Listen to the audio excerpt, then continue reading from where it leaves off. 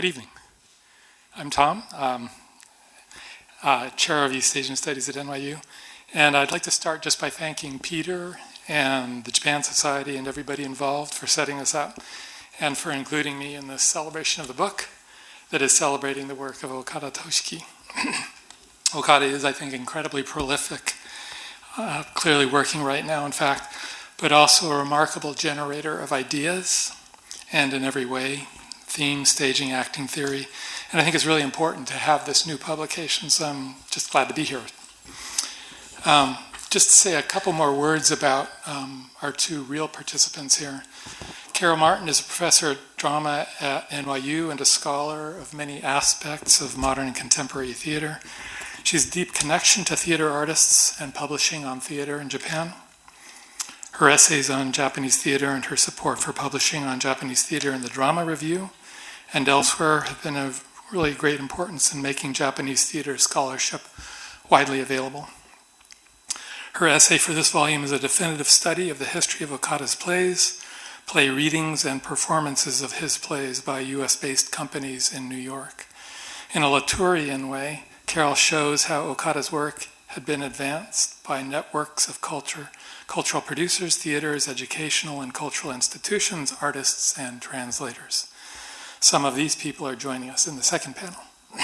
Peter Eckersall is a professor of theater and performance at the Graduate Center of CUNY and has written extensively on the Japanese theater, focusing on the cultural history of the 1960s and on contemporary performance. He's written about Okada's work in books and articles and seen many of Okada's productions both inside Japan and in Europe and in the US. His essay for this volume explores how Okada's theater closely observes political conditions in Japan. He proposes a theory of ambient dramaturgy to describe Okada's use of language and directorial style, and he reads Okada's play, God Bless Baseball, that considers the complex history of relations between Japan, Korea, and the US through their shared love of the game. Okay, so we'll go through a dialogue, and then we'll try to leave about 10 minutes for you guys to ask questions so you can be thinking about that as we go.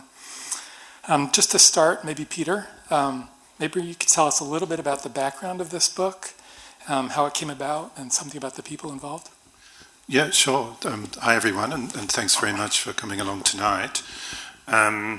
So the background of the book is that a number of us who work in the field of Japanese theatre about 4 years ago had a conference, and that conference was hosted by one of the co-editors of the book, Andreas Ragelsberger, at the University of Trier in Berlin, or not in Berlin, in Trier in Germany.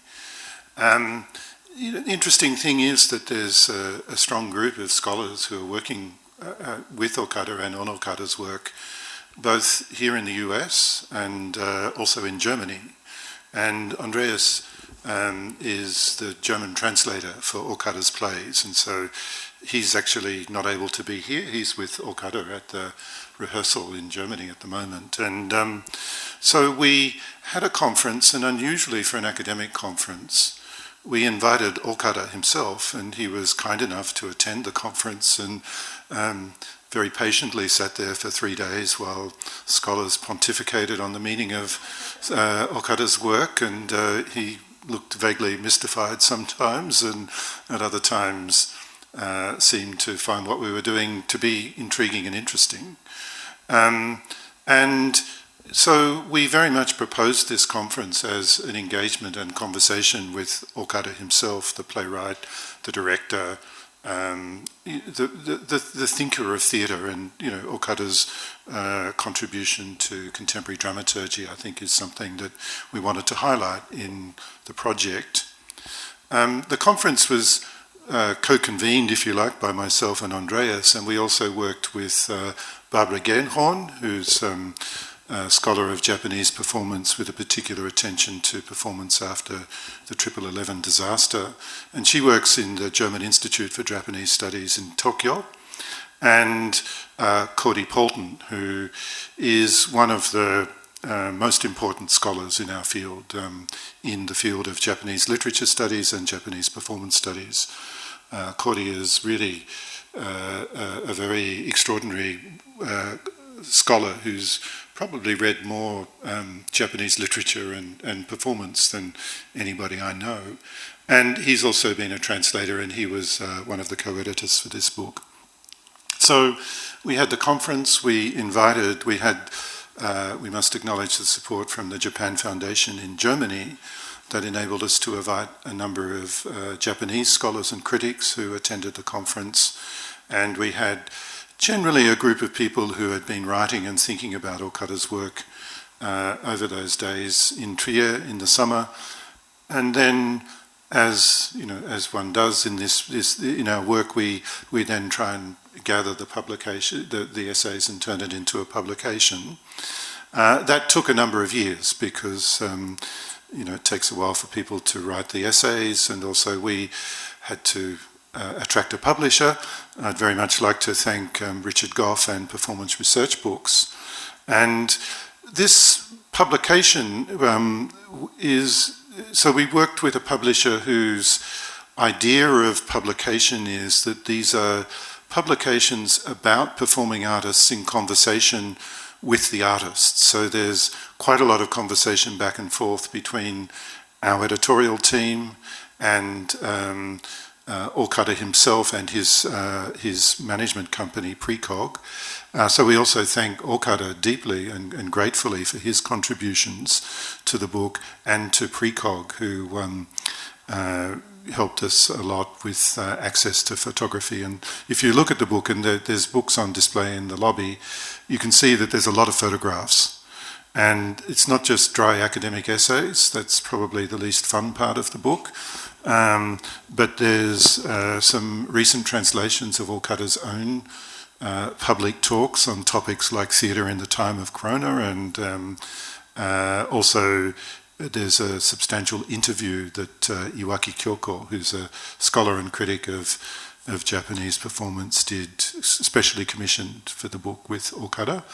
And then there's 3 plays translated by the wonderful Aya Ogawa, who will be talking later today. So really big thank you to everybody who's involved in the book, all of the contributors, all of the helpers, to the Japan Society and Yoko and her team for presenting this event tonight. We're very grateful. So. Great. And just to be a little more specific, the title of the book, it does seem there's a claim for Okada as being representative or perhaps even of unique importance. Why call it this? So this is a bit of a provocation. The title of the book is Okada Toshiki and Japanese Theatre. The provocation is that Okada is really a remarkable artist, both in the sense of his artistry, but also his wide reach globally as an artist. Unlike most, he has a very wide international network, and his plays are produced by companies substantially in Europe and the United States, both producing his own works, which he writes and directs, with his own company, which is called Shellfish, or indeed he is a resident director at other companies, and he directs his plays with, in this case, German actors. But also, as we'll be seeing in the second half of the panel tonight, it's very rare for a Japanese artist to have his plays directed by artists elsewhere, and really working, as a playwright like Samuel Beckett's a playwright, and directors come along and say, I'm going to work with this text because it really intrigues me. Okada has that kind of stature as an artist, and it's very unique and very rare. That popularity means that Okada is sometimes perhaps understood in Japan not so much as a Japanese playwright anymore.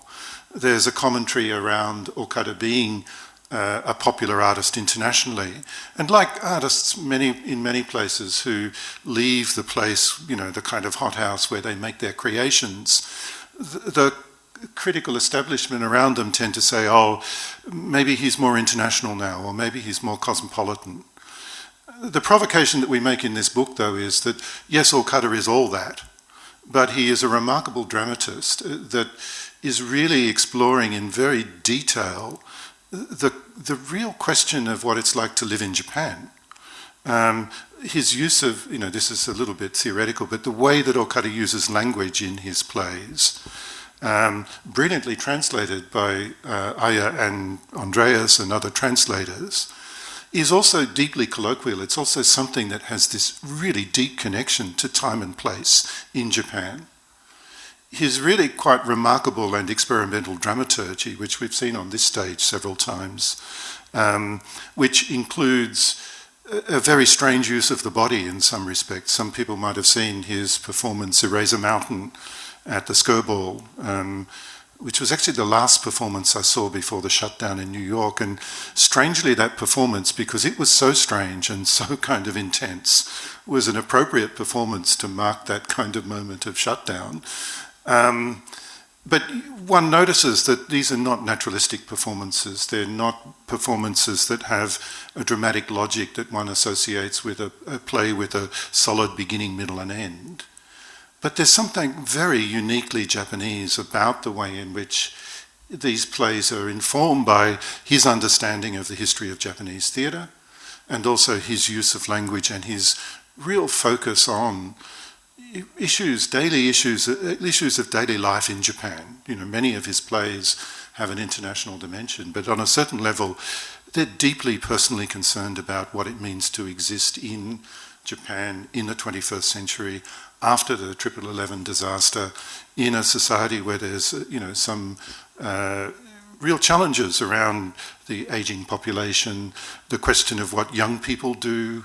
All of these things are very much filtering in through his plays. So, we're actually saying, in order to understand his work, he is this globally significant artist, but he's also somebody who I think has a lot, offers us very deep insights into the situation of Japanese theatre and also of the wider Japanese society. Sure. So if you flip that around, and this is a question for both of you really, and say, yes, indeed he is, I agree, very much writing about Japan and the immediate conditions of Japan. He's really popular here, more so than almost any other Japanese playwright, I think. Why is that? To ask an overly broad question. Is there something even within the conditions you just described that could allow you to say, yes, that is also what makes him interesting, and more interesting perhaps than other Japanese playwrights, to an audience here? It's a great question.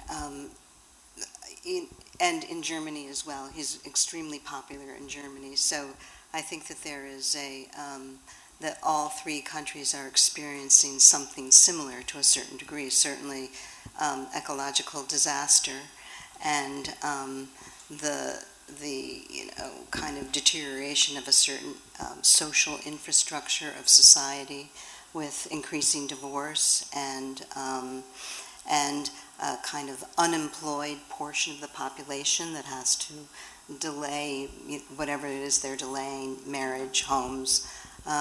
So the sense of alienation that whatever one is experiencing, it's not shared by the rest of the culture, and yet it's very important to a certain group of people with a certain age range.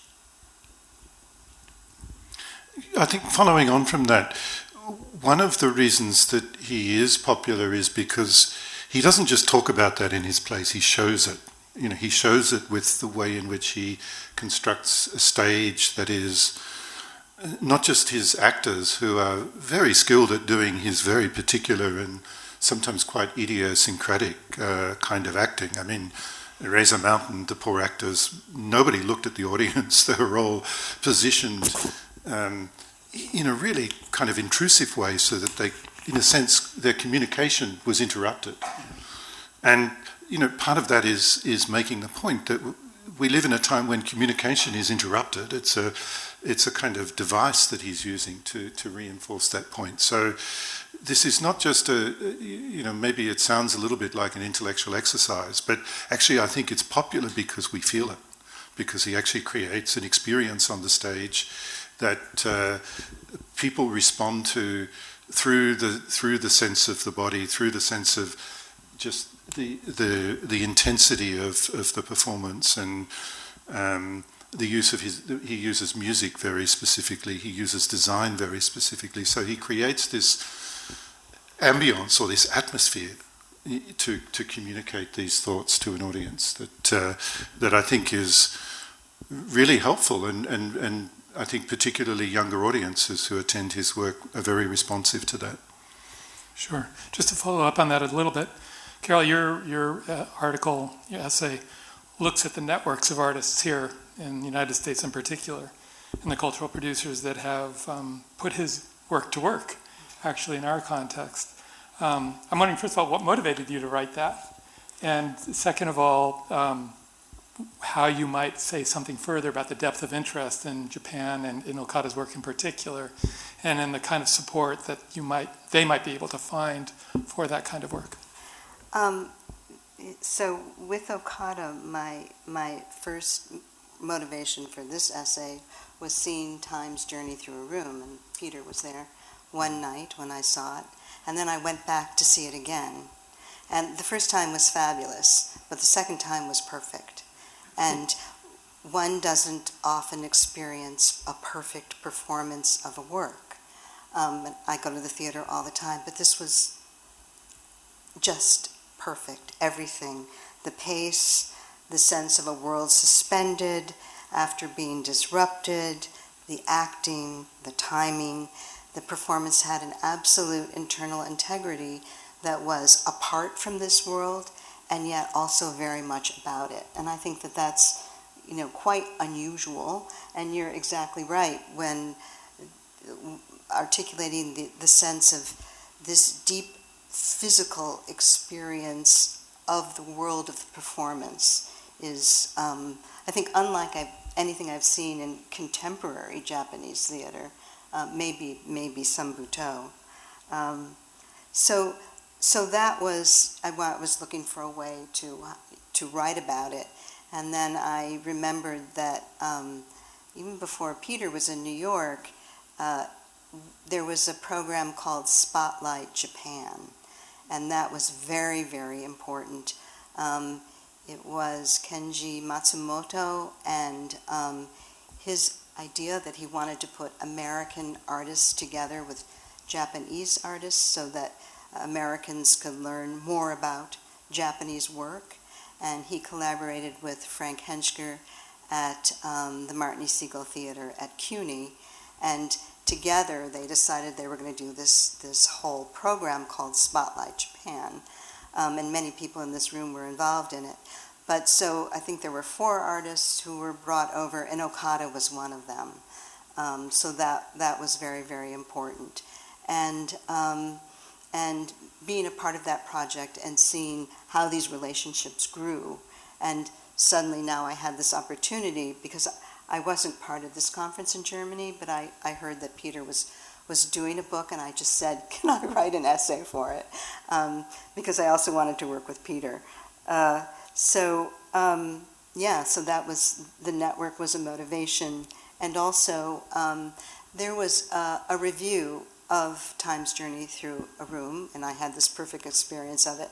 And I was very, very, very unhappy with the review, in which the reviewer essentially said she didn't get it. It was, painfully slow, and she used some degrading metaphors. And it reminded me of a conversation we used to have a while ago now about the responsibilities of critics when reviewing foreign works. Are they obliged to actually know something about the work and its context?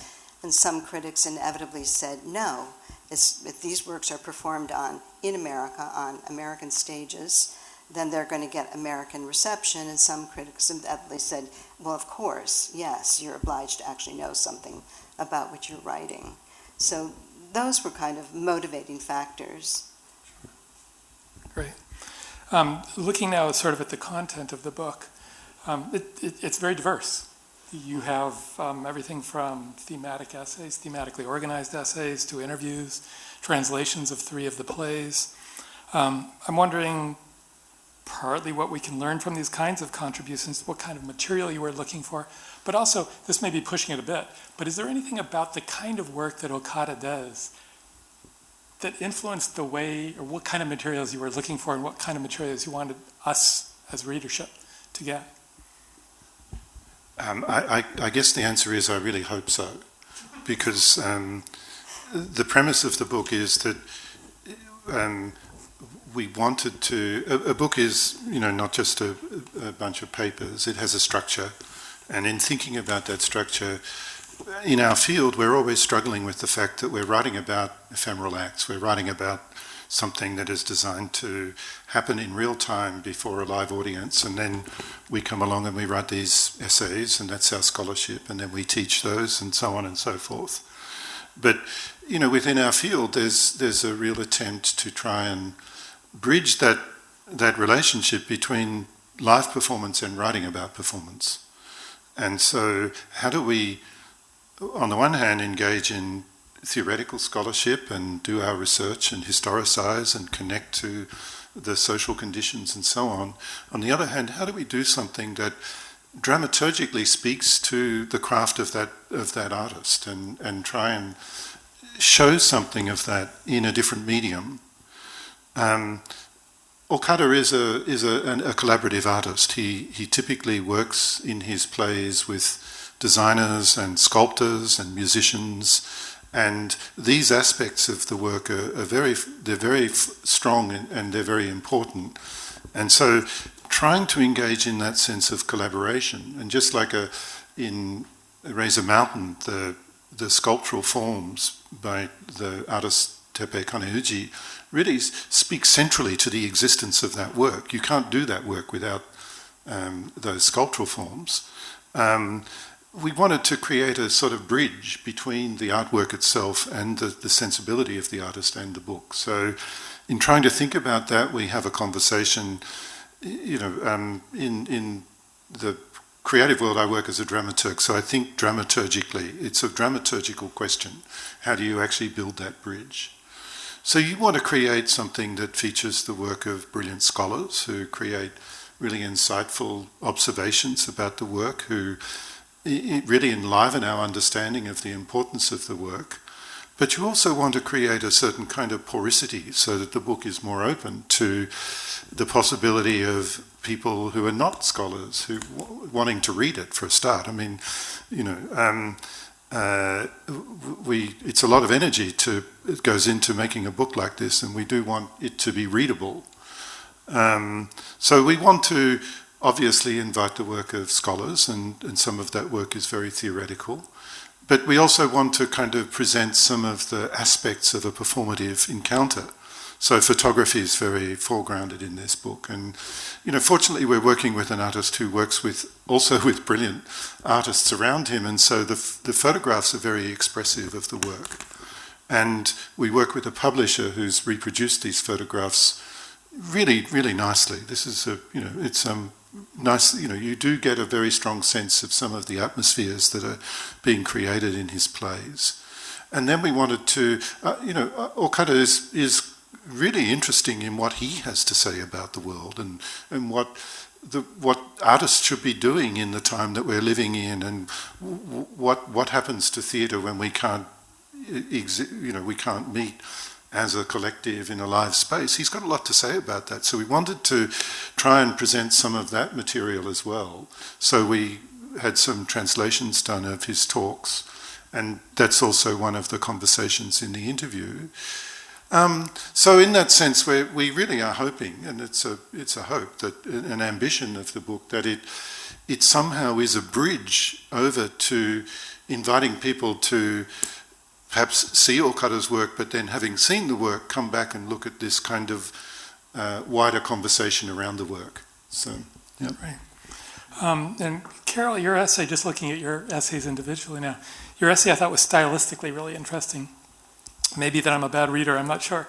But it seemed to sort of weave through a discussion of apparently the Japanese qualities of Okada's work with American interests and with global conditions, sort of going back and forth without any simple argument for one or the other, or as if there was a clear demarcation even between them.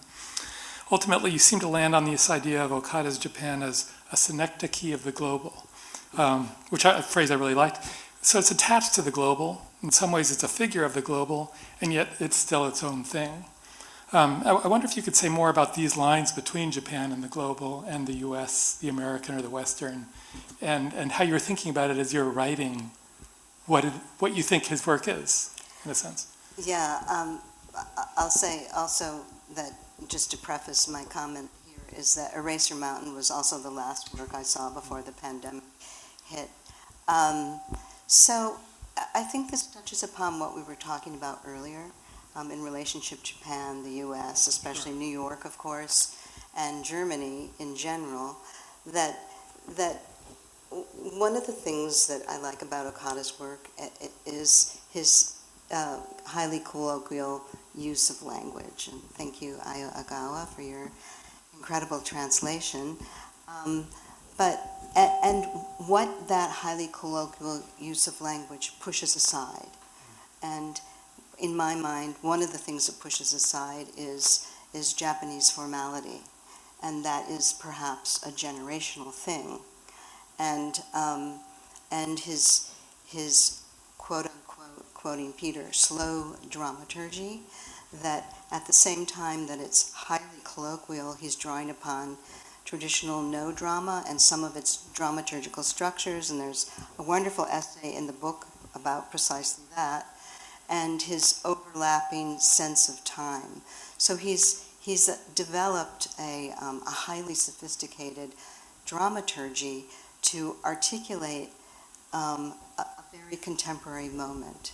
And I think that judging from my students at NYU, who are like 18 to 22, that this highly specialized language, colloquial language, of course I'm talking about English now, the sense of interruption and disruption and a kind of unknowability about what is going to happen.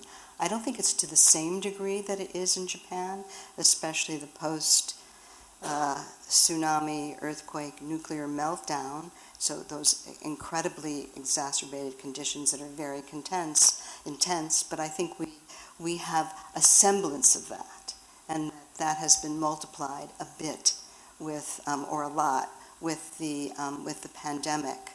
So, I mean, I don't know to what degree. I don't think one has to be especially sensitized to Japanese theater to appreciate his work, but I think it's a great asset if one is, to understand these deeper formulations. And one of the things I like about the book is that you'll find different writers writing differently about his dramaturgical structures, so that there is this kind of engagement and openness to which Peter alluded, and looking at what one writer says next to what another writer says. Yeah. And Peter, your essay, among other things, quite a few other things, really nicely, I think, outlines the ways in which Okada's plays tend towards not only a post-dramatic structure, as you call it, but more basically deal with a post-global condition. In other words, a world in which we really don't have anything in common, a common ground to act on anymore. And right when we really need one, it seems, right? So there's a kind of irony here. Okada's work seems really relevant to us all, especially insofar as it shows why we can't seem to think and work together anymore. And I'm wondering if the book hopes to work with this irony, if there is something workable there, and if that's partly what the project might be. Yes, thank you for the comment. So the idea for the essay began with an image in the play God Bless Baseball, where I sat in the audience watching it here. And this is on one level a fairly humorous kind of takedown of the history of baseball, because most of you probably know that baseball's big in Japan. It's also big in Korea. And it's been in Japan for more than 100 years. And it was never banned as a kind of Western practice even during World War II. It was kept. They just changed the name. They didn't call it baseball. And so this, on one level, this is a play that explores the history of this very entangled relationship between Korea, Japan, and the United States. Two countries that have been occupied by America, but two countries that have ambiguous relationships with America over a long period of time. On the one hand, there's a set of tensions, but on the other hand, American culture is highly sought after and has influenced these cultures, extremely. And on the one hand, the play is a simple kind of takedown of the history of that. But towards the end of the play, there's a very uncanny set of moments where there's an unexplained representation in the set which looks a little bit like an antenna or an upside down umbrella. It's just huge on the back wall. Again, designed by a visual artist. And as the play comes to an end, the actual umbrella just starts to melt. The surface of it just starts to drip down onto the floor. And it's almost like the play, dramaturgically, it just unwinds. It just kind of stops. The actors are left standing on the stage looking at this going, I'm not really sure what we're supposed to be doing anymore. What is the purpose of... And again, we're feeling it rather than thinking this. And so there is this... I became fascinated with this idea of a very anti-Aristotelian dramaturgy. Rather than resolve the play, the ideal play is you go to the theatre, you experience the tragedy, you kind of watch this horrible thing happen, but then, most importantly, it resolves, and then you can leave the theatre thinking, oh, thank God, I saw that horrible thing and now I feel good. I have catharsis. And there's a whole series of plays. Okada is a part of this movement where there's no longer this possibility for an ending.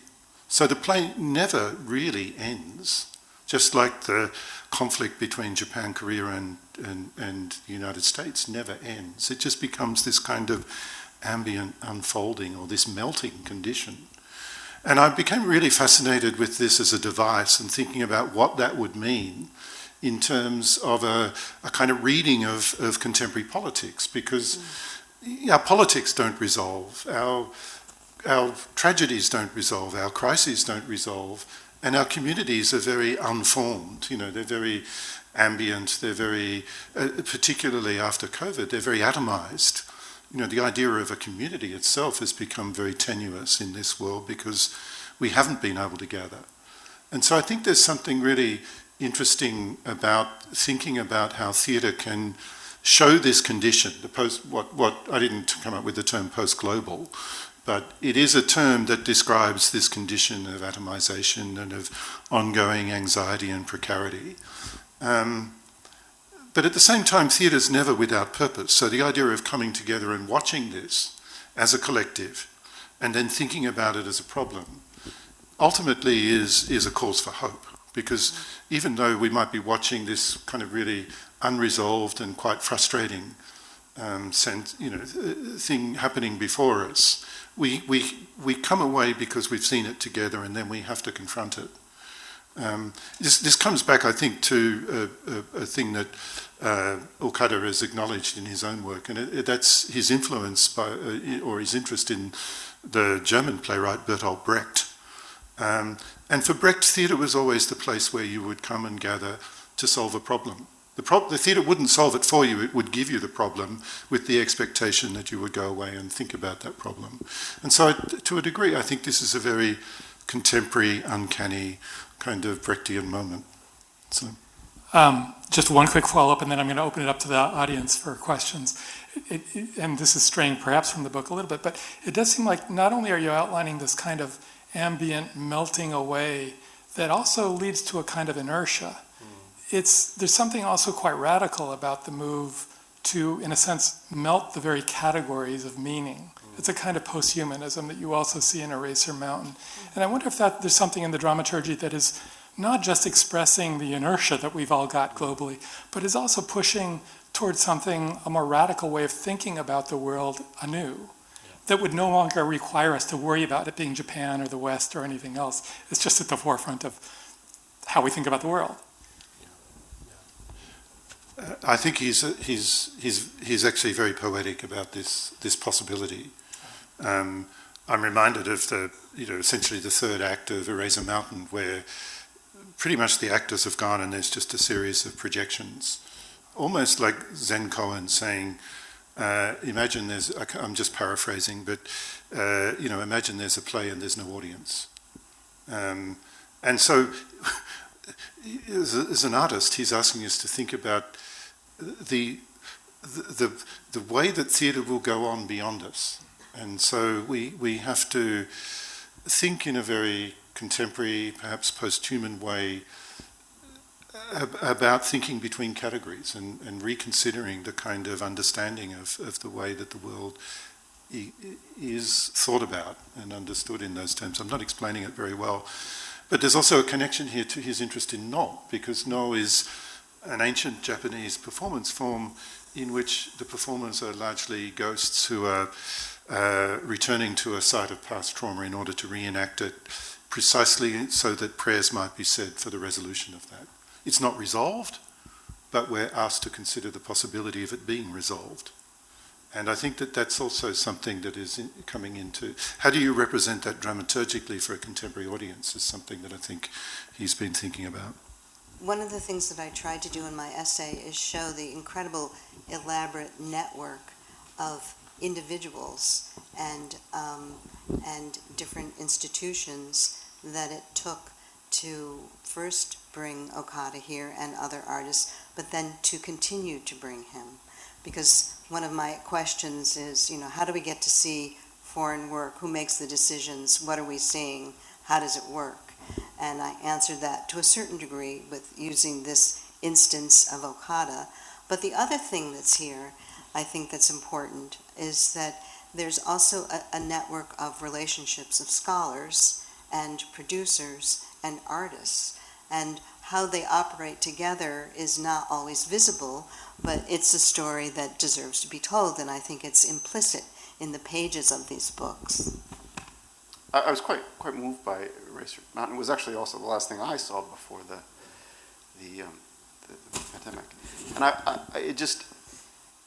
I don't want to get into a discussion of Japanese popular culture and its influence in the West or whatever. But if you had a feeling that the appeal of Okada's work internationally has something in a way to do with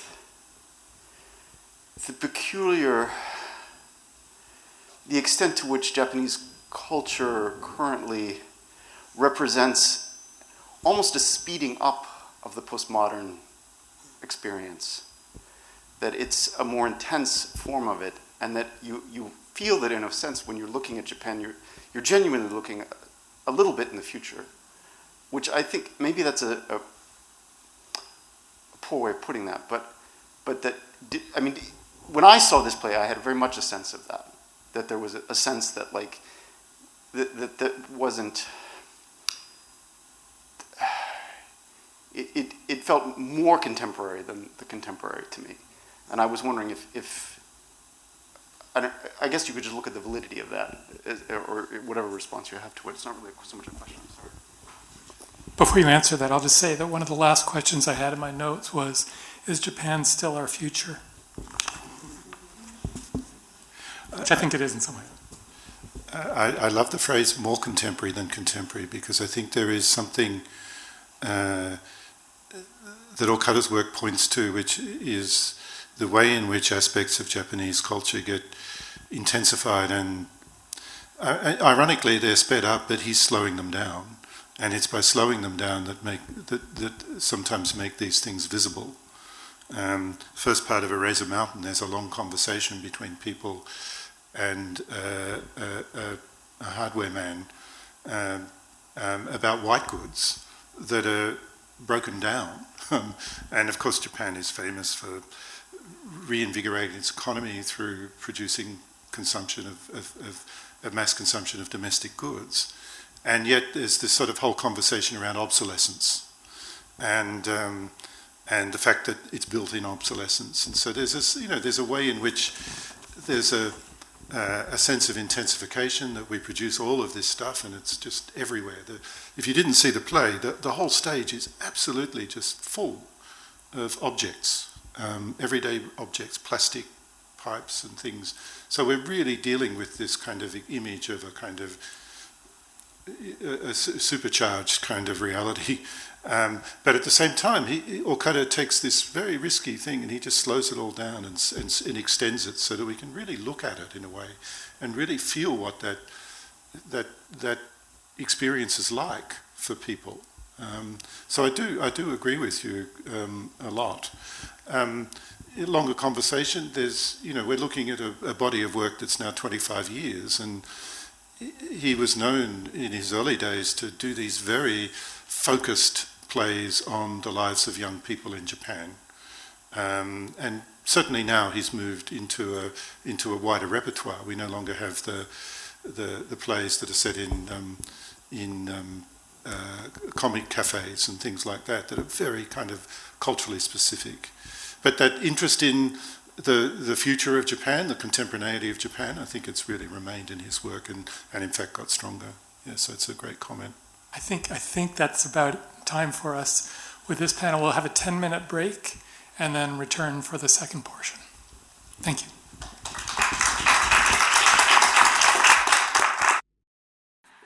Hi, Yoko again. We will start the second session. Before, we would like to maybe... you must have an order form, right? So please use that to the order or talk with Peter today. I would like to explain about a little bit of the background of today's program. This is really great. And then Peter told me that, well, this is coming up. Can Japan Society involve itself in some way? And then I was like, are you kidding? It's not really, I would like to we must involve ourselves. The reason why is that this is a self-declaration that we Japan Society consider ourselves as a mother of Okada's career in North America. And then actually I mentioned that to Okada-san, and then he said that yes, absolutely. So it's not probably self-declaration. And the reason why I'm saying that we are the first one who brought a Shellfish company to North America, and then that time we produced a 7-city tour. And then also we are the matchmaker for Okada and Aya Ogawa as a translator. And I believe that without Aya's really talent, and then they are really the synergy, which I knew that it could be going to be happening. So that is another reason that we wanted to say mother. And then also when Okada-san was making God Bless Baseball, he asked me, we'd like Japan Society to make the tour again, because this is about the baseball. And then he said that usually the European presenters are very enthusiastic about my new play, but then baseball is not something that they got so excited. But America is different. Baseball was born in America. Would you do that? And then I said, absolutely. So then we, not just the tour, but then we assembled, including us, 5 the presenters in this country to make a kind of coalition of a co-commissioner of that piece.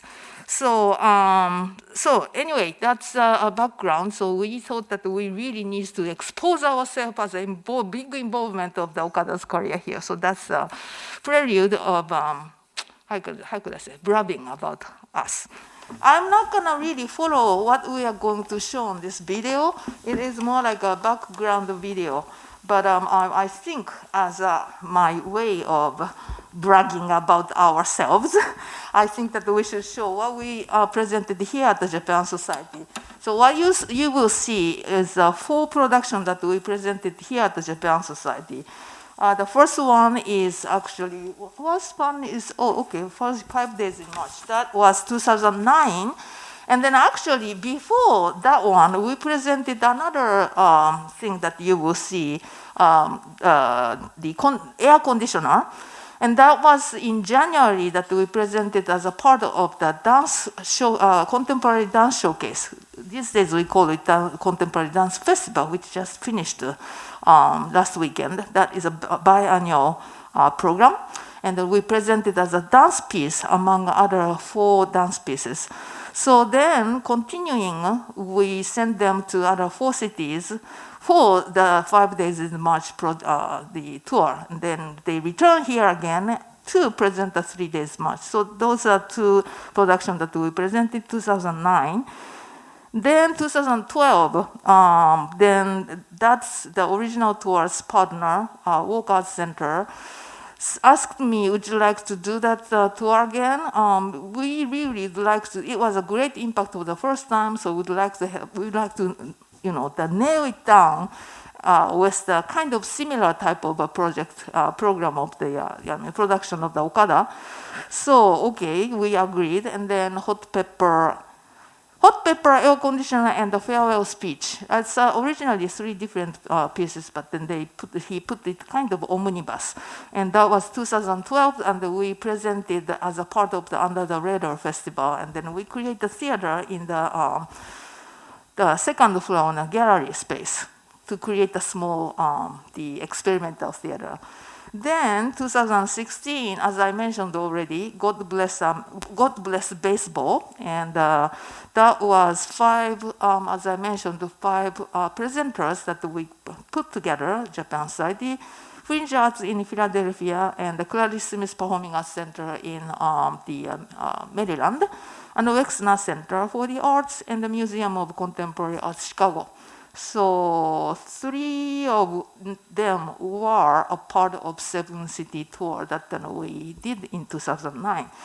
So then 2016 is a last one for us, but then during those days from 2009 to 2016, and then after that, there are many things are happening. And then now I would like to introduce the tonight's panelist, and then not all of you are familiar with why I invited those people, so I would like to introduce the reason. Here next to me is Kate Lowell. She is the founder and the producer of a play company in New York City. And then next is Alec Duffy. He is a play director and then also co-founder of the small experimental space called Jack in Brooklyn. And then, here. I wish that it could be like a vertical, but then anyway, hi Dan. Dan Rosenberg from actually Philadelphia. And the reason why that we brought all these people is that I said that 2009 we presented the 3 days march, and then right after the 2010, next day, Kate produced and then he directed the English version of Enjoy. And Enjoy was premiere in Tokyo in 2007, if I remember correctly. And so I saw that premiere, so it was very excited. Wow, that piece will be in English and then in New York production. That would be great. So then their collaboration didn't stop then, and then they would talk more later, but then more projects then coming up. And then Alec was actually commissioned one-man theater piece to Okada, and then he produced, he directed, he communicated with Okada to make that piece, to present his own space at the Jack. So as I mentioned very earlier, these are the people who involved themselves very deeply as an artist, as a producer, as a presenter, to work with Okada, to deliver his work in many ways, in the way that they could uniquely do.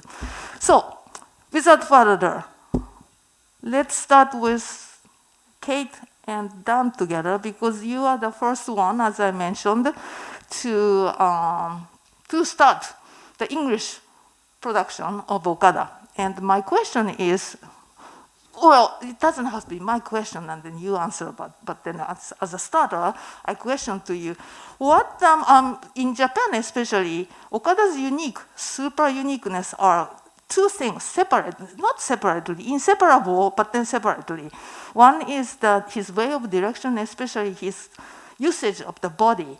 And then another one is the language. So then, language-wise, it is English. And then the body-wise, it's not his company members.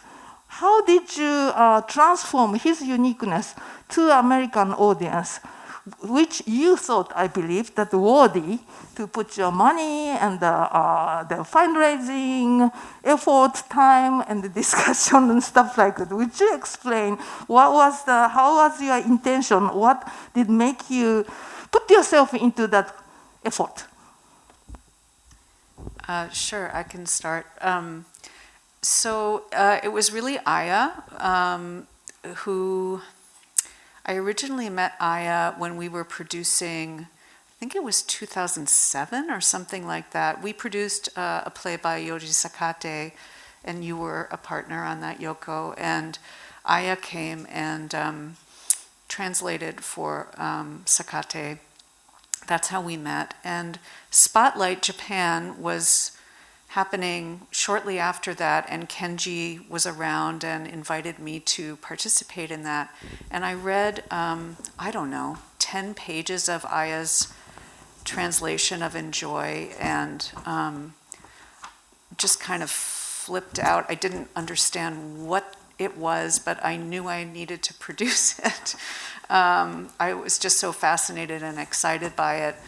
The language and the structure and sort of the immediacy of the human experience, even on the page. And then Aya and I actually met with a few different directors to try to figure out. It felt to me like a huge responsibility to think who is going to work with us on this. And Dan, Aya, you can say more about this later maybe, but Dan seemed like just the right person because your practice is very different from Okada, but you also are interested in the body. You are just so deeply interested in human behavior and how that is physicalized. And you have a great sense of humor. And you're very adventurous. So all those things and more were what drew me to working with Dan on it. And actually, Playco thought it would be important for Aya and Dan to go to Japan and spend some time with Okada over there to meet him, to watch him work, and to be in the place where that play takes place, which is a manga cafe. So those are some of the reasons. So how was done, especially like body movement part? I was so curious that how define your own way using Okada's play. Well, it's I'm happy to be part of this cabal and think back to 2008 and 2009 when I did see Okada. I didn't realize it was Okada's first time coming to the US with 5 Days in March. And I saw the movement style then. I have worked with a bunch of different choreographers and movement practices. And Okada's really did seem genuinely different than things I had seen before. And quite illegible to me, not legible to me.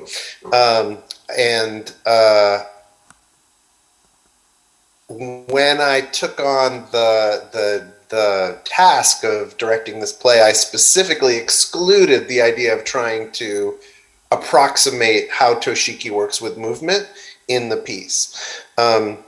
I think, as this is a scholarly gathering, I think it's pretty wild that both Alec and I spent a year, not at the same time, but at École Jacques Lecoq in Paris, which is literally, to me, the opposite temperature, the opposite form of some of Okada's obsessions. Lecoq is known for also a physical approach to theater, but a very non-verbal approach. A clarity of image and a clarity of character that Okada seems very excited to frustrate and contradict. And when I looked at the script originally, I really said, wow, this is really the opposite of where I come from, but it's so completely opposite that I kind of could smell or sense a formal rigor that I was really excited about and excited to try. So my own approach with Okada's work actually does relate to Jacques Lecoq, which is one part of Jacques Lecoq's training is clown theater, and in the world of clown theater, there is a lot of focus is put on the actor's contact with the audience, and so the rivers of direct address that I saw in Okada's work, I drew on the training that I had with Lecoq of contact with the audience, awareness of the audience's response, and all of the ways that you cue an audience that we are in the same room, and which I think also does connect to Okada's history of his interest in Beckett, his interest in Beckett's interest in clowns, the direct address that you find in Endgame and in Waiting for Godot, which were also formative texts for me.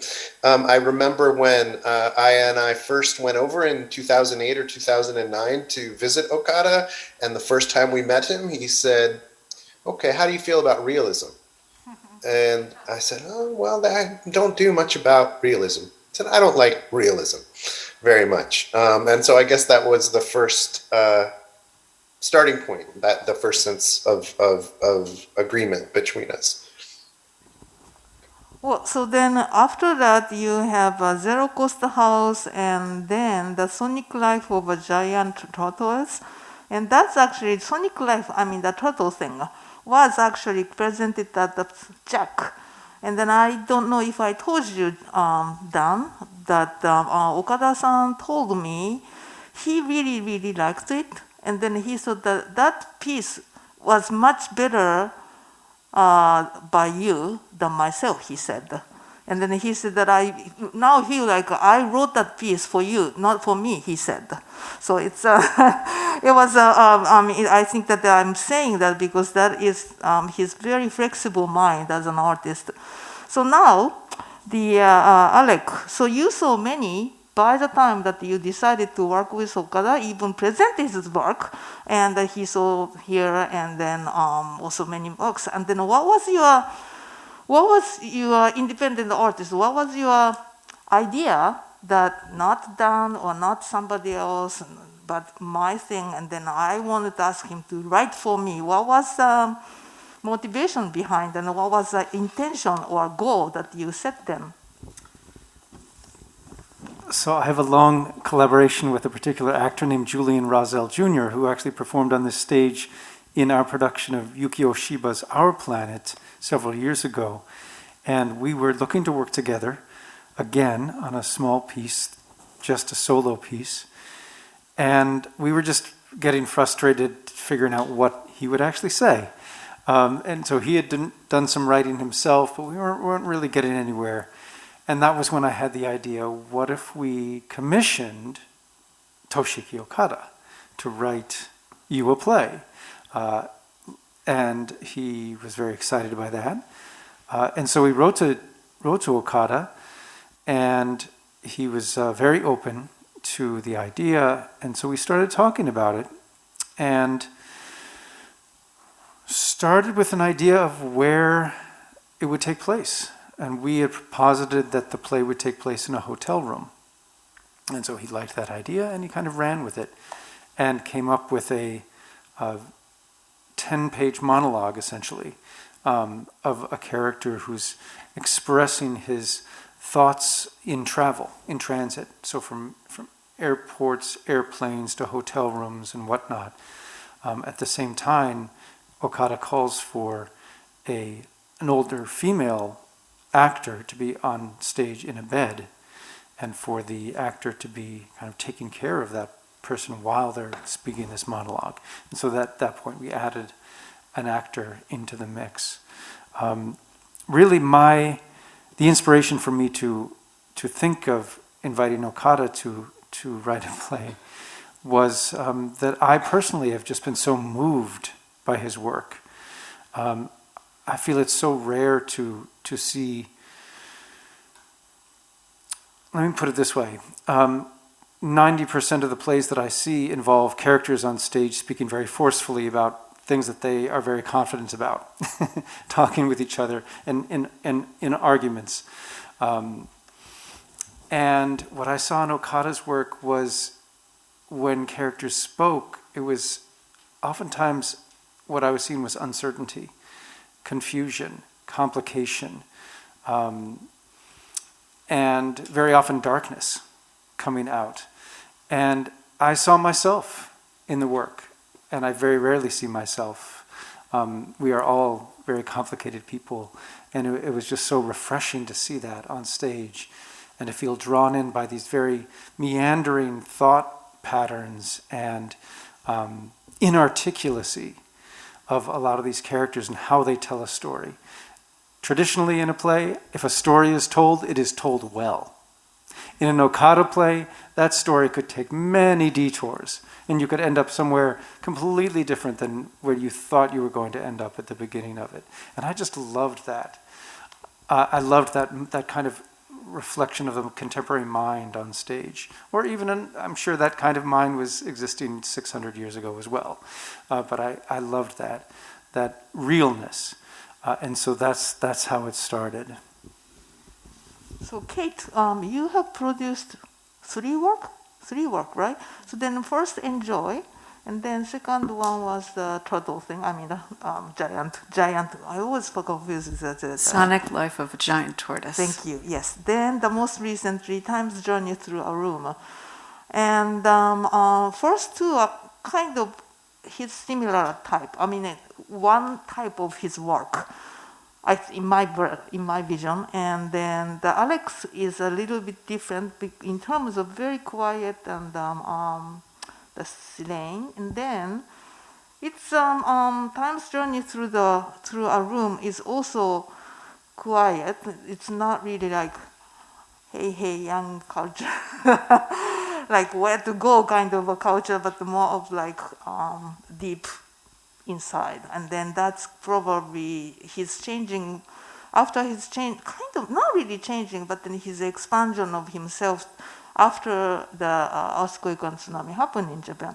So how do you deal with those differences when you as a producer reach to the audience, have to reach to the audience when you present the same artist work but then kind of different type of work?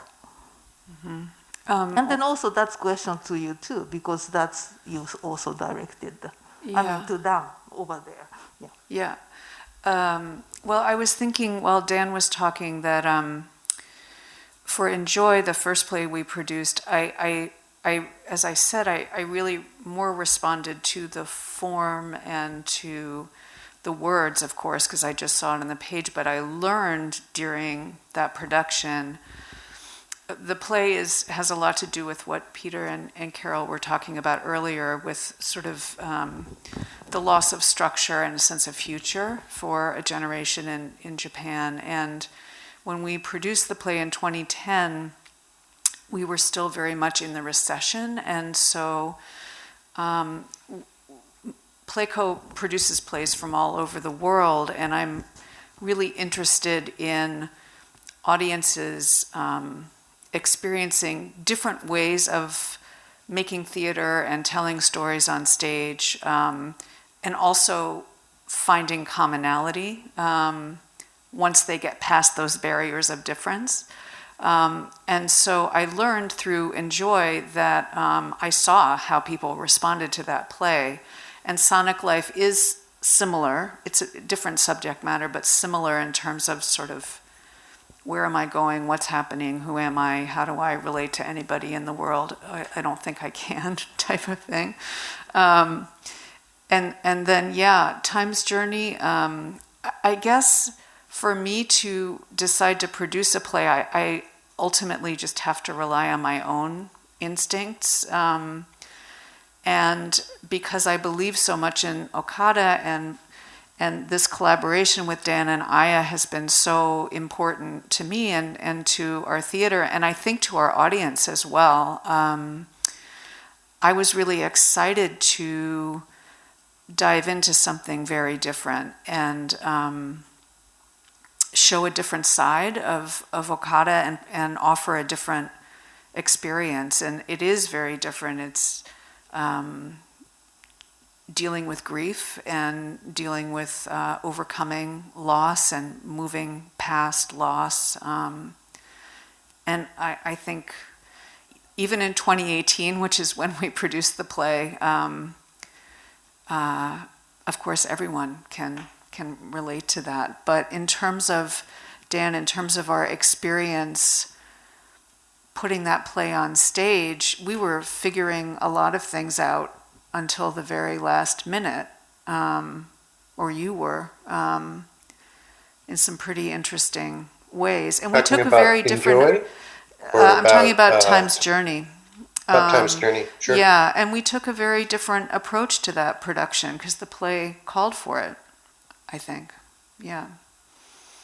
But figuring out the opening moments is what I'm referring to, like figuring things out at the last minute. Oh, yeah. Yeah. Sure.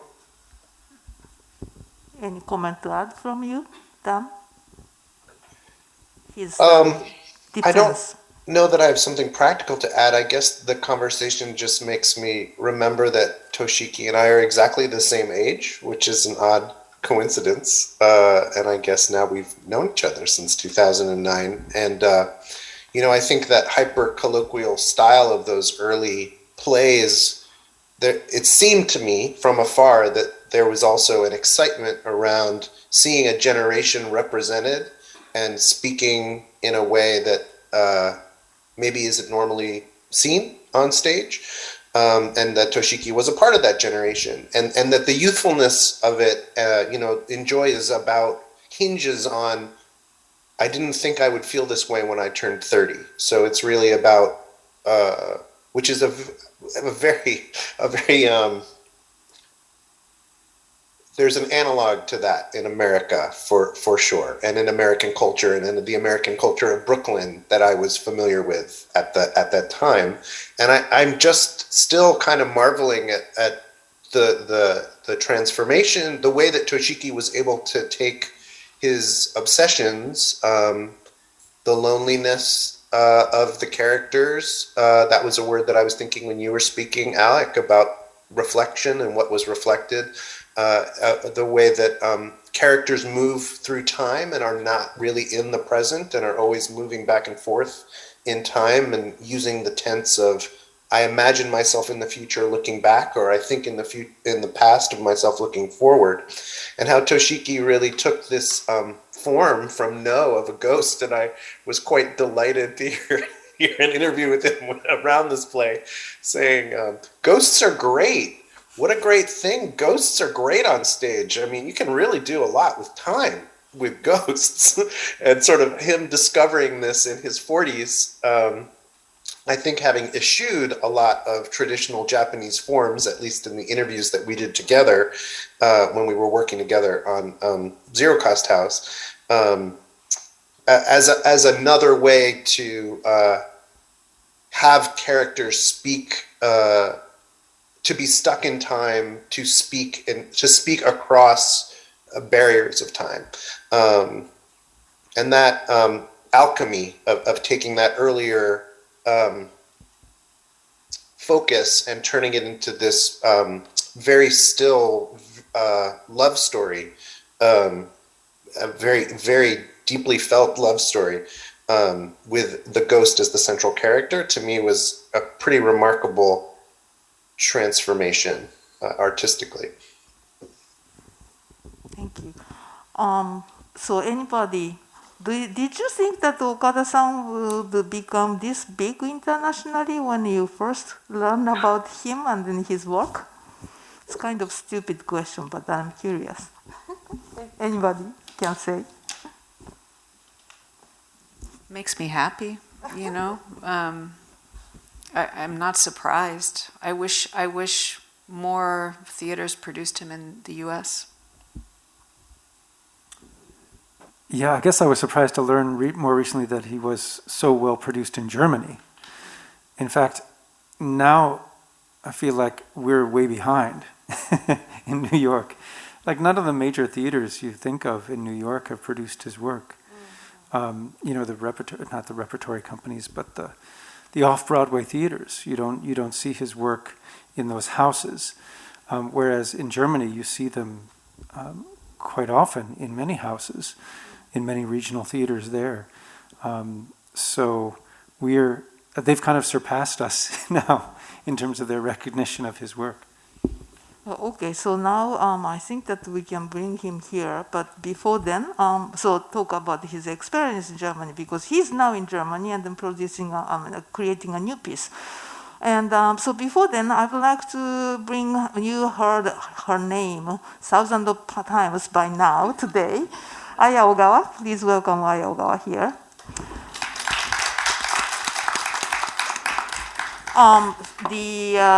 When I first, probably that was my first time to have a really in-person close conversation with Okada-kun, was right after the Toyota Choreography Award. So his cooler, that is the Japanese name, but the air conditioner was presented as one of the dance pieces, as we did before here.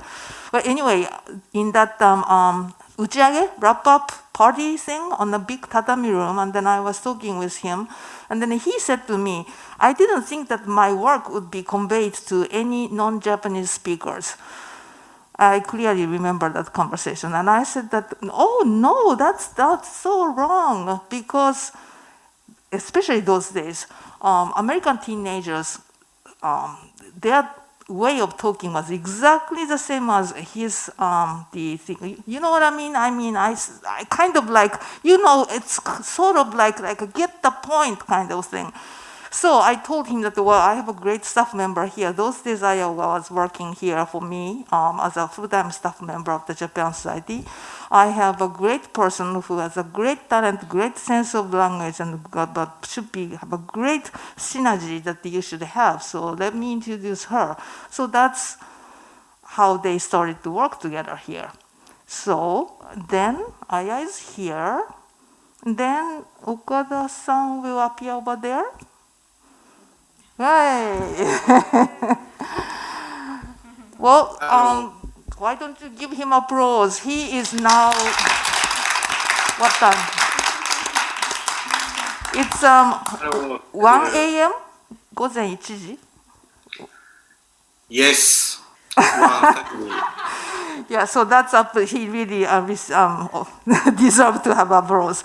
So then, anyway, I don't know how have you been following this whole conversation today, or you might have been sleeping.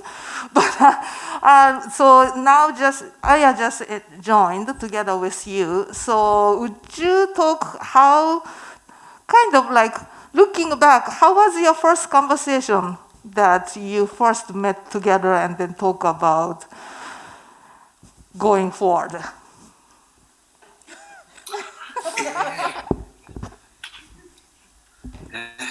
It was it Japan or New York? I didn't remember. I don't remember either. I feel like I had more interaction with you through your text than with you as a person. And I think about the trip that Kate sent me and Dan to Japan in 2008, I think. And we got to Japan and we spent some time with you and your company in rehearsal. And Dan and I didn't know what the hell we were doing either. We were just like, well, let's try to absorb as much as we can. But yeah, I think for me it's really been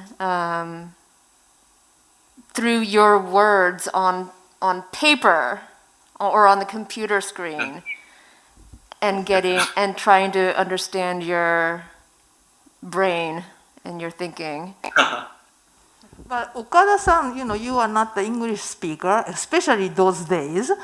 How could you trust her translation? Oh, this is my work in English. Did you have? Sometimes I said that the translator and the original writer is like a husband and a wife, or even better than a husband and a wife, probably. But how could you? What was your sense that you could trust her translation at the beginning? It's not not only the case for Aya, but also the translator who did work for my text, especially when I joined the performance as one of the audience. It is used my text that is translated. When I'm at the audience sheet with the audience, and I can see how they react. So that I can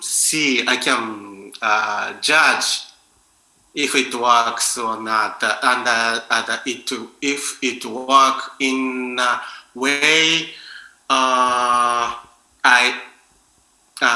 as same idea as my original idea. I can see that through this experience. And especially when I watched the several plays directed by Dan and translated by Aya in New York. Interesting. That's how I can trust Aya's work. Interesting. So the Alex just mentioned that we are so behind. I mean, we means Americans are so behind comparing with the Germany people that they gave you a lot of opportunity. So would you tell us about the experience in Germany these days or recent years in experience in Germany? What are you doing? What have you done? Since 2016, I started my direction work in German city theater.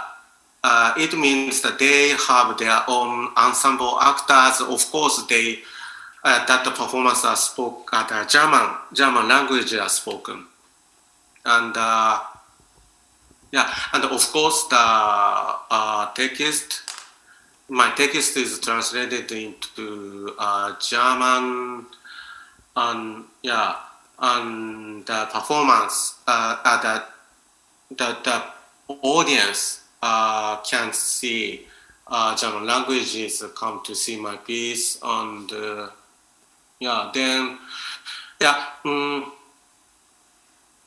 it was my first time. I already very often came to foreign country, of course, including the United States and Europe countries as well.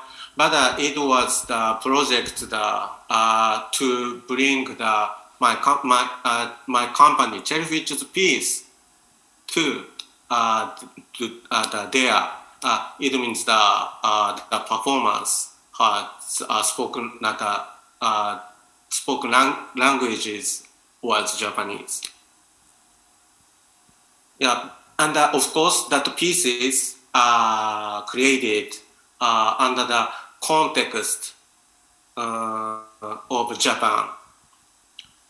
But when I started my work in Munich, it was very different. Of course, I wrote the text, but that text, were for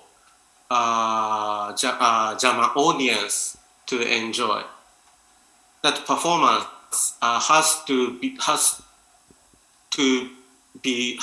work on the context in Munich, in Germany, in Europe. Anyway, that context is the context I don't know very well.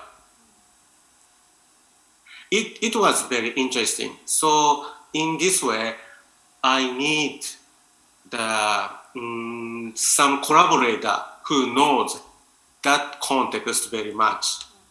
For example,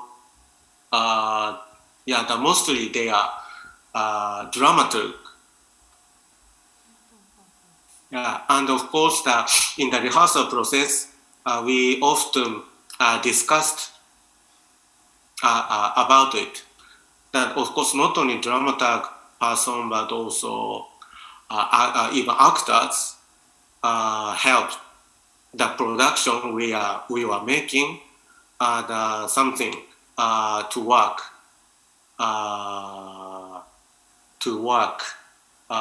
there. I mean, the Munich or the now. I'm in Hamburg. Here I'm doing like this as well. So Aya, the other day you mentioned that your translation effort or making a time on spending his play is different between old time and these days. Would you explain about the experience to audience and then also Okada-san?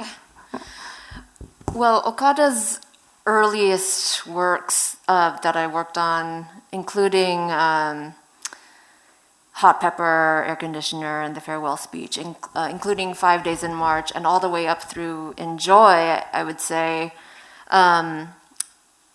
as Peter and Carol were explaining, the style of the text was in this very colloquial language, but it wasn't just that, right? Because also syntactically, Japanese is very different from English in that the verb comes at the very end of the text, so you don't really know what the action is until you get to the end of a sentence. But in this case, in these plays, often there was no end of a sentence. Like one sentence would kind of coil into another sentence, and by the end, and the text would kind of transfer from one actor to another, all of them sometimes playing the same character. And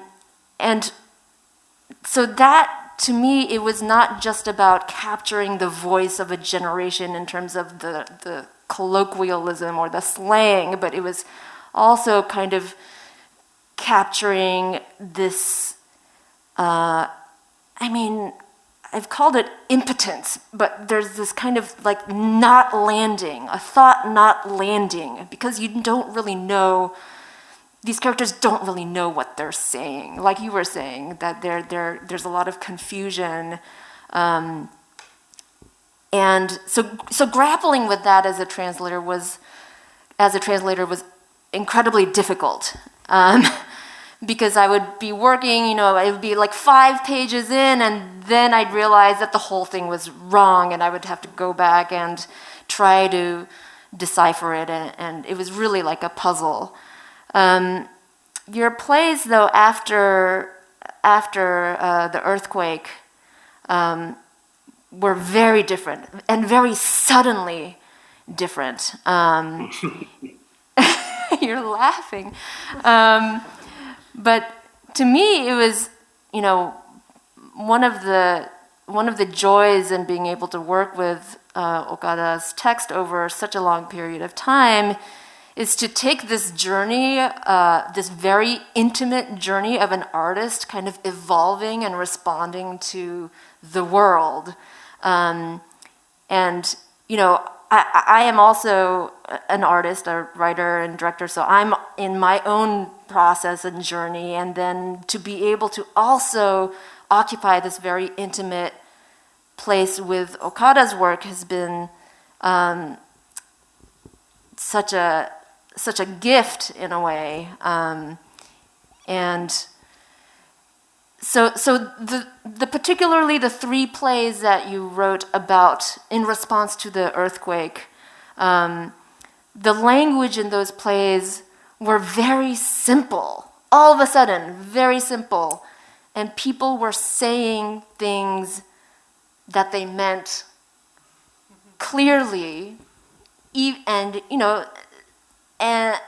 my job became suddenly very easy, even though the topic or the substance of it was very deep, very mournful, and electric in a kind of violent way. the language layer became very simple. So I was grateful for that break. Yeah. Yeah, that's right. Now, I sometimes still writing the complicated text, but I have another very different way of text writing. That it is very simple. Yeah, I think that is why, because I had big two experiences. One is, as I mentioned, a big earthquake. Yeah, but I think there is another different one.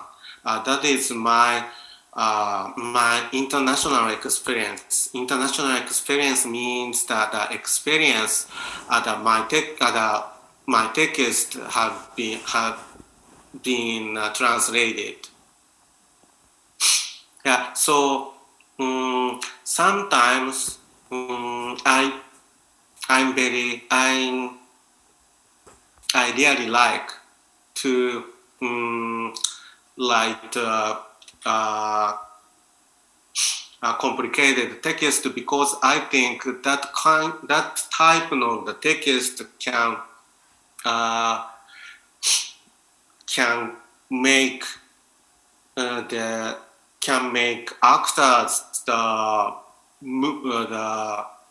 choreograph in very interesting way. Yeah, but sometimes I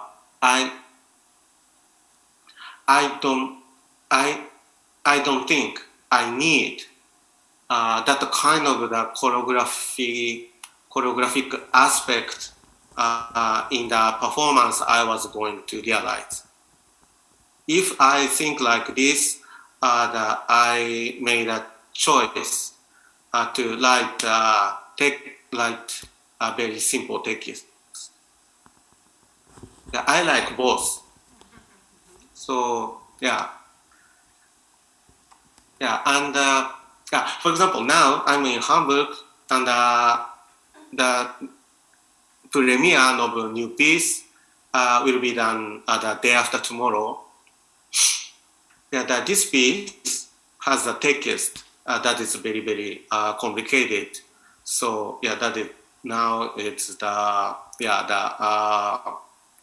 frustrating the actors, because it is very hard to learn.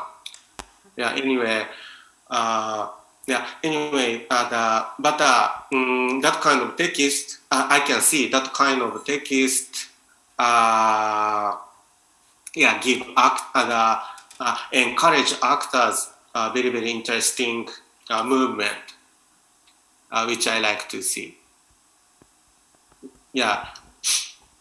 But for example, my first piece, after as a very, very direct response to great earthquake the 11 years before, that the title is Current Location. That text of the current location was written in a very, very simple words. Yeah, I cannot analyze why, but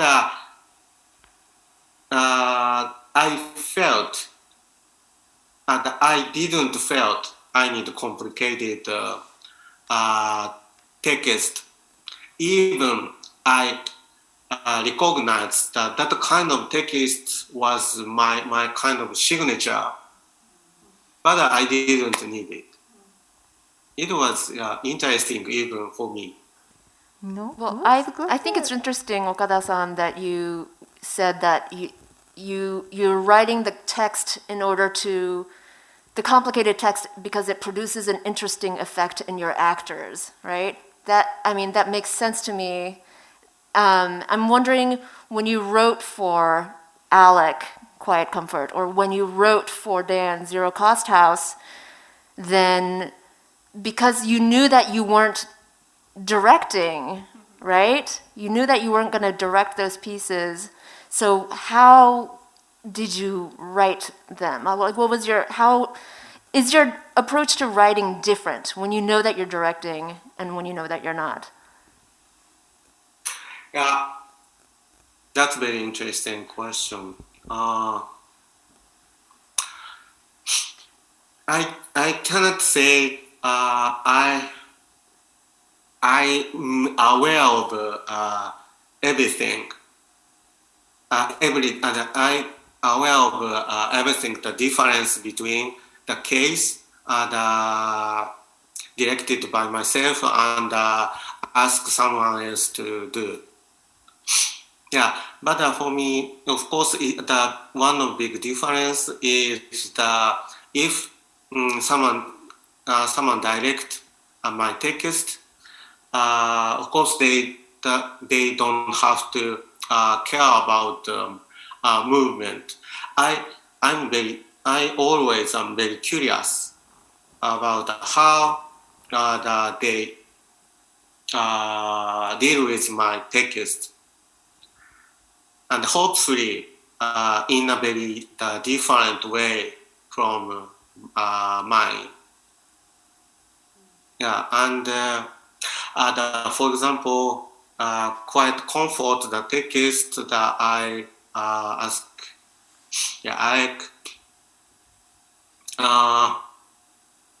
I didn't care anything about what kind of performance will be realized with this text. Yeah, because I think that Alec has to be an artist who think totally different way from what I do. So I didn't think I have to some concrete idea about how to realize the performance. It was very interesting, for me to do like this. And I was right, because I went to see Jack. I went to see that the performance in Jack Brooklyn. So what I saw there, the Quiet Comfort was totally different. Something that I didn't expect. Of course, in a good way. I really enjoyed. Yeah, but for example, Zero Cost House, that is the text. The text for me to write for Pig Iron. It was a little bit different case because before to realize the production Zero Cost House, Dan and I met already and had some discussion. Yeah, and even the concept of our collaboration, we made it together. Yeah. So I knew that Dan was interested in my way of choreographing or my style of directing. So in Zero Cost House, I was aware of that. At least the more aware than the case of the Quiet Comfort. Actually, one of my staff members, the Amanda Waddell, expressed that she really wanted to ask you a question. So why don't I? I have a burning question. I'm so sorry, everyone. Okada, I saw in September of last year that you posted on your theater company's website a workshop in Japanese for people who Japanese is not their mother language. And, and it said the hope was that it would eventually lead to a new piece. But I was wondering if you could speak on the reason why you're interested in that subject and why now. Theater's way of realizing the performance or the realizing a character, it is very, very interesting. I mean, theater's way of realizing a character can be very different from film or the video's way of acting. Yeah, because I believe in film, for example, in film or a TV drama and so on, at least to a certain extent that actors has to be seen as the same as the character they are acting.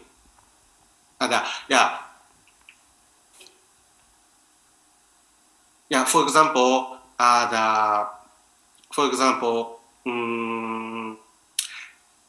in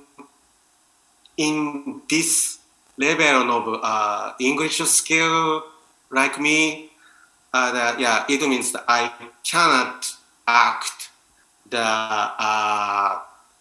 character whose mother tongue is English. That's what I mean. In video, in film or in TV. But in theater, there is a different story. That is what I believe, and that is the how I'm interested in the project with the people whose mother tongue is not Japanese. And that project is the project for the theater performance Japanese are spoken. It's different from multi-languages the performance. Multilingual performance are also curious for me. But this project is the difference. I think the point is, the interesting point for me is the people are speaking the Japanese languages even as a kind of and not as a person whose mother tongue is Japanese. They speak Japanese languages on the stage as just a person. I don't care which Japanese is your mother tongue or not. This is what I believe. This is what theater can be realized. It would be fascinating to see if that's then translated into English or German after it's produced. I got inspired of that idea was when I was in Munich, because I started work in Munich since the 2016, and from 2016 was the day that many people, mainly from Syria, to escape to Europe as yeah. So that we can see 難民って何て言うんでしたっけ Refugees. refugee people. Yeah. And very interesting things for me was the Munich theater I worked. They welcomed the refugee people from Syria, and they even had some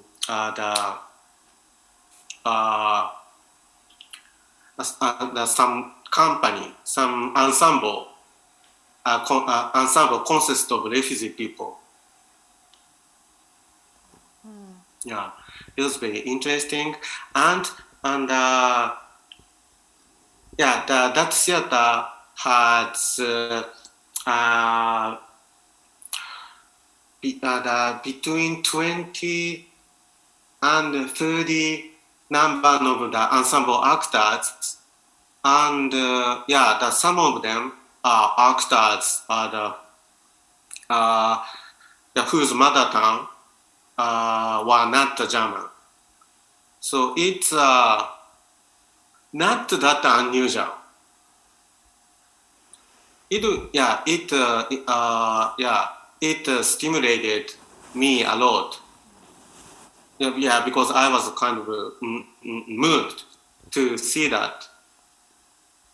So I started to thinking about the similar thing.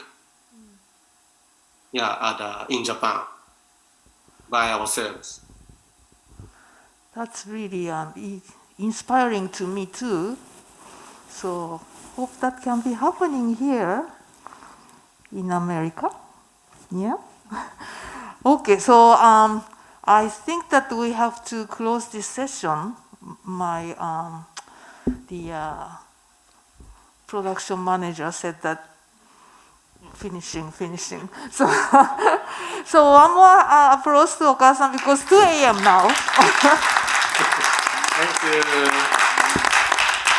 And we wish you the great success for the opening of your new work tomorrow, right?